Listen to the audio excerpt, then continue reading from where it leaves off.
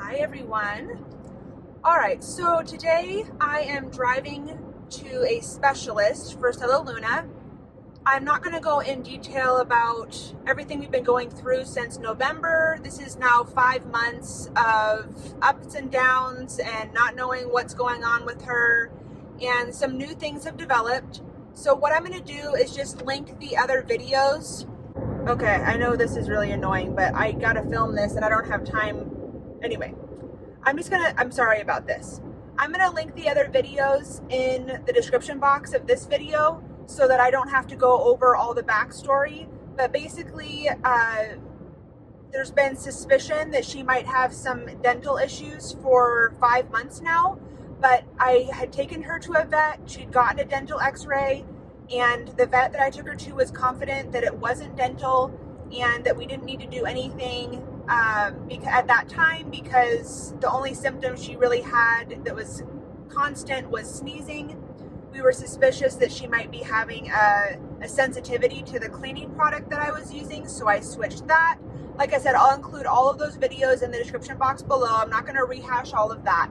But what's been happening lately is she's lost weight. She went from 71, 72 grams, which is low anyway, down to like 65 grams within like 4 days.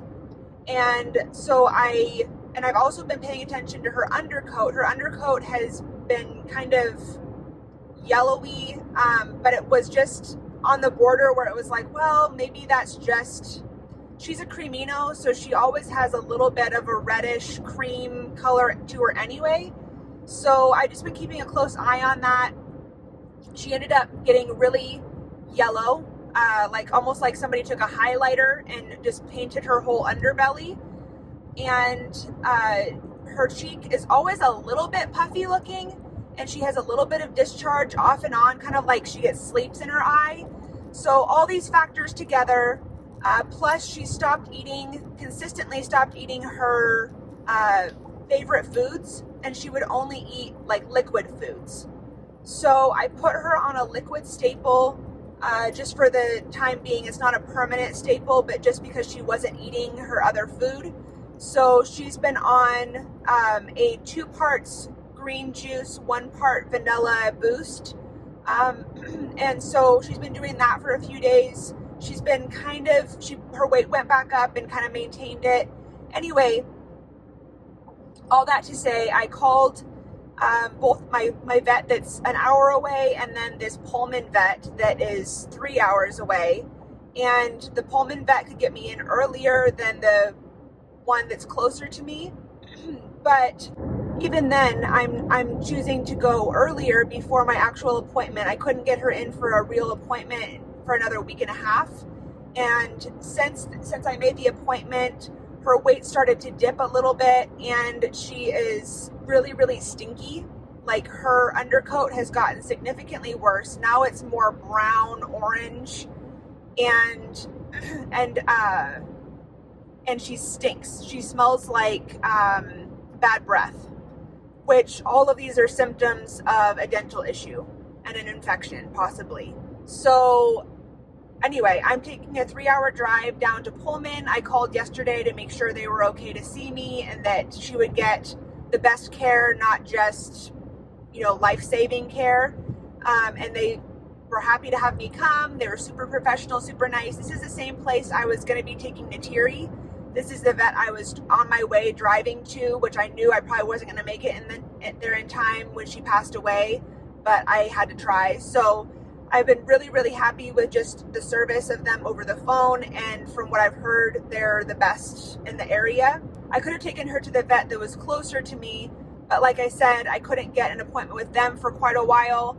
And in the past, they have given me the impression that dental issues are very kind of a specialty, and they're not super confident that they wouldn't have to just refer me to Pullman anyway, depending on what they found once they diagnosed her with a dental issue.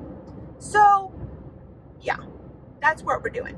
So I'll keep you posted and let you know what we find at this appointment. I'm obviously like a little, I don't know, I'm not quite myself today. Obviously I'm concerned about her, but this has just been a really long process. In the last 6 months, I have had a glider suddenly die. It turned out to be a uterine infection that went septic before I even knew what was happening. I've had a glider lose a main bottom tooth randomly. No idea how that happened or why. Plus, I've had this ongoing issue with Cello Luna. And then a year and a half ago, or maybe closer to 2 years ago, I had a glider that needed to have a surgery because of an abscess. So I've had a lot, like I've kind of had a run of bad luck, and I don't know if it's really bad luck or if it's just something that people need to be aware that is a pretty good possibility that might happen. I don't think that what I've experienced is necessarily normal. I think that it's been kind of a lot of bad luck in a string of things. I mean, I don't know. I kind of feel like the Lord is letting me go through this so that I can document it and help other people through it. I don't think that typically when you have a small colony like I do, you have so many things happen in such a short amount of time. But I am documenting it, even though, to be honest, I don't really like documenting these things. I don't know. It's hard, like when you're going through something that's hard with your animal, to then be documenting it for the world. When I started this channel, I committed to keeping you up to speed on my sugar glider life. I mean, that's part of what I do. I do helpful videos and vlogs, and I know that it will help somebody eventually, and so I'm just doing it. But if I don't really seem like my normal self, it's because I'm really over it. Like, I really don't want to have to keep making these videos about Cello Luna, especially because it's just been such a long process. I'm really hoping for some answers today, and I'm hopeful that she's going to be in the very best care. And I feel good that we're going to get to the bottom of things today. We may have to take another trip down here.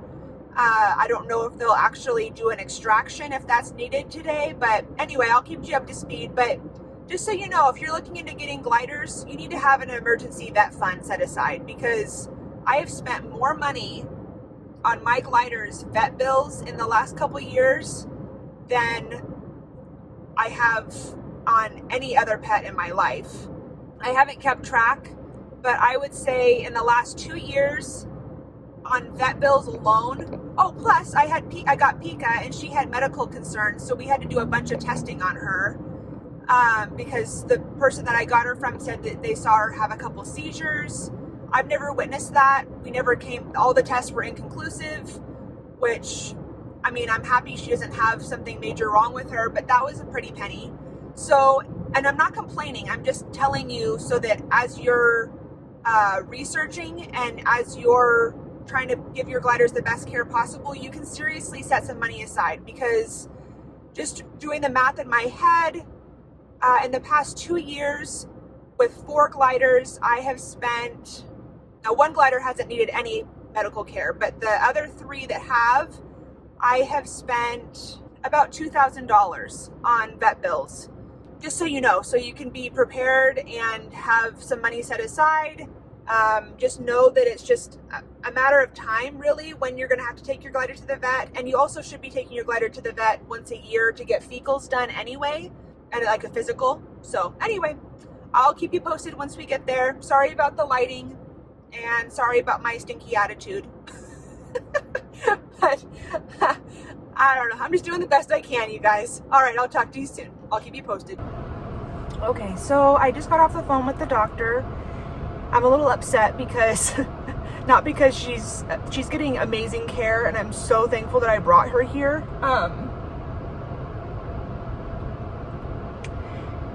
They definitely see how sick she is and are happy that I brought her in.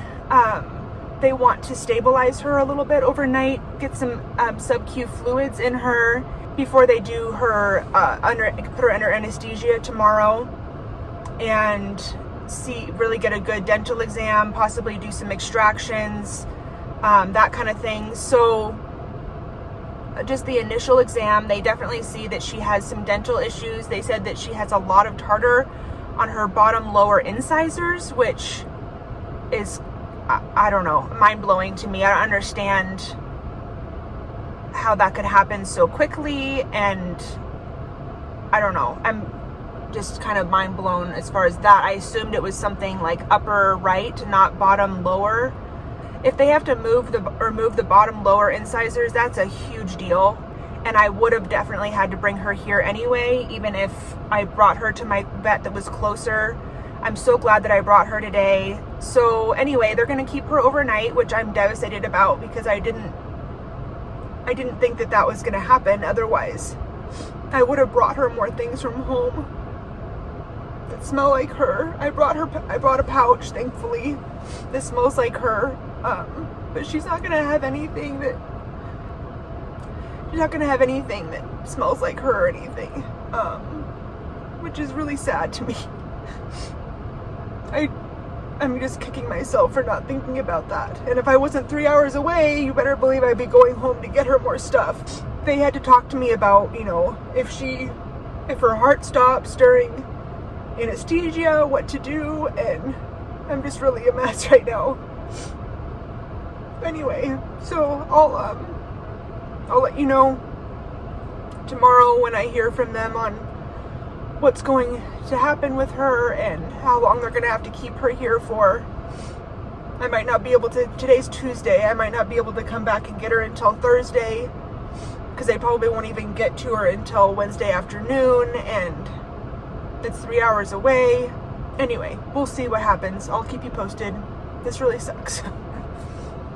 Alright guys, it is now Thursday. The last video that you saw of me was on Tuesday when I had to drop off Santa Luna. They had to keep her, do a deep dental cleaning, put her on antibiotics and pain meds, and then we're looking at bringing her back in a week to do some more testing and possibly do extractions at that time. So I'll just document that whole thing. So that's a lot of back and forth driving. I'm thankful for good audiobooks because it makes the trip go by so much faster. Yeah, so she's really young to be having this many teeth issues in my mind, but I'll see what the doctor has to say. And I know right now we're just kind of in crisis mode, and then we'll talk more about long-term things that we could possibly change and how we can prevent this from getting worse or whatever in the future. But right now I'm just really excited to get her in my hands and snuggle her. I brought Pika and Balky with me so they can ride home with her, since I can't keep her in my shirt while I'm driving because that's dangerous if the airbag was to go off or anything like that.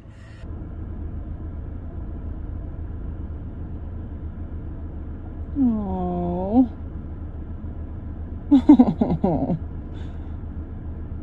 Sweet doggy. Oh my goodness. Oh, poor baby. Okay, baby girl. Let's get you out of there. Hi, baby girl. Hi, honey. I know. Oh, it's okay. It's mama. Oh. She is so pissed, baby. It's okay. It's okay, honey. It's okay, baby girl. Let me see her. Oh, there we go. You had a rough couple days. Oh, sweetheart. I know. I haven't heard you crab in a long time. I know, baby. I know. See, I'm so mad, mama. I'm so mad. I know, honey. Yeah, you miss the mama. Oh, I love you. And I brought your friends. So when we're done snuggling, you can be with them. She's used to just trying to scare everybody away, and she has nervous poops like all over the outside of her bag. You can tell she's just been having a time. Well, she's also on antibiotics, so that makes their poops kind of gross too. I'm just gonna let her snuggle with me like this for a little bit, and then I'll put her in with Pika and Balky, and she'll get to snuggle with them and ride home. Huh, baby? Let's call Daddy and tell him that we got you and you're doing so good. My sweet baby girl, huh? Yeah, my sweet baby girl? Yeah. I know. Yeah. You're gonna get to feeling better soon, baby. I'm gonna help you. Family reunion. See, I didn't have any friends. I was all by myself. You guys even gonna wake up to say hi to her? You lazy bones? Yeah, you push him over and snuggle under there. Here, I'll move him around for you. There. See, Stella's back. at Stella's baby's back. Yeah. You make her feel comfy. Let her go sleepy, okay? She missed you. Yeah.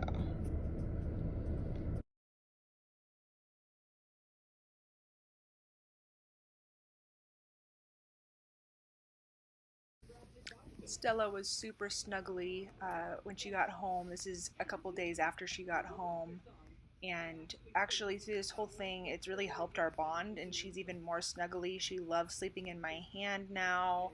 And it's actually, in the long run, been really, really cool for our bond. She's already been an extremely bonded glider for a long time, but this just brought it to a whole new level.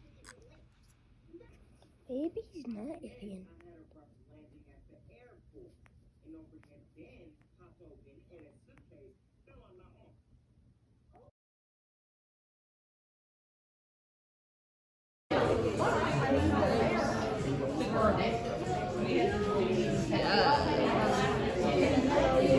We don't have coats. We do have coats. And you got a nice comfy thing.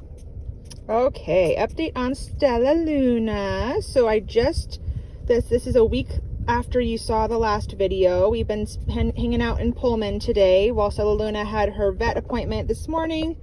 Early morning, 3-hour drive for us, but totally worth it. They just got done at the vet, just handed her back over to me. They said she's recovering super, super nicely.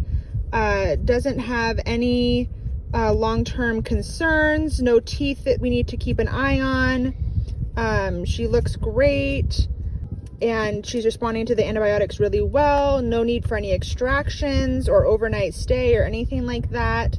So yay! So my kids and I are off to go drive for another 3 hours, but we're gonna stop and do some fun stuff on the way. For those, dead. What? To keep us not dead. To keep you not dead? Yeah. What does that mean? We die when we don't do stuff. Oh, you might die if you didn't do something fun? Yeah. Yeah. So to update you guys on like how much things cost and stuff like that, obviously that's going to be totally different each vet. But just out of curiosity, the last time I ended up paying about $250, which was like nothing. Even compared to my other vet, that was way cheaper. And that was for 3 days and 2 nights of staying in observation, a deep scaling, anesthesia twice, sub-Q fluids, and medication. This time, they did put her under anesthesia and did the radiographs. And actually, they forgot to charge me for the radiographs last time, so they added that to this bill, which was like $40. But it's like $10 to give them anesthesia, $40 for the radiographs, which my other vet was way more expensive than that. So I'm gonna keep that in mind. It might be worth the extra drive. Metcam was only like $13, and then the office visit itself was only like $26, which an office visit at my other vet is significantly more than that, I believe. So today the total was only $127, and that's including the $40 that should have been on the last bill. So just to give you guys an idea, but so if you are in driving distance of Pullman and you're comparing prices and stuff like that, I would highly recommend. They're very, very experienced. It's a teaching hospital. They have the option for emergency care and overnight stays and observation, things like that. I'm very happy with them and their service. So anyway, we're just gonna go do some fun stuff, have some dinner, go drive and drive and drive. I did do a live the other night where I went through what our kind of nighttime routine looks like as far as like giving meds and that kind of thing. I'll link that in the description box of this video if you want to see that. I've shown how to do meds in other videos, but her specifically for this treatment, I did show that in a live I did the other night. So anyway, thanks for watching. Thanks for your prayers. And thank you for caring about Stella Luna. I hope that if this happens to one of your babies, this video helps you be more prepared. All right, bye-bye. Here's the proof that my kids did not die of boredom. We went and they had fun. We actually had a really fun day. They climbed trees and we went to the park, had that yummy breakfast you guys saw, played some games in the car. It was actually really fun. All right, guys, it's about a month after Stella Luna's first visit to the vet.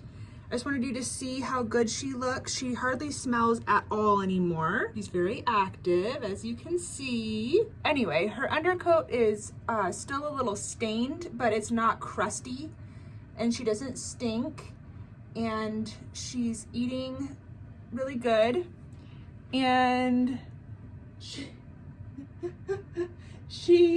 hey, I'll just do it down here. And she is doing good. So thank you for watching. Hopefully this has been helpful. If you have a glider that has a medical issue, a dental issue, hopefully this has been helpful for you and your babies. Huh, baby girl. Huh, baby girl. Okay, thanks for watching, guys. Bye.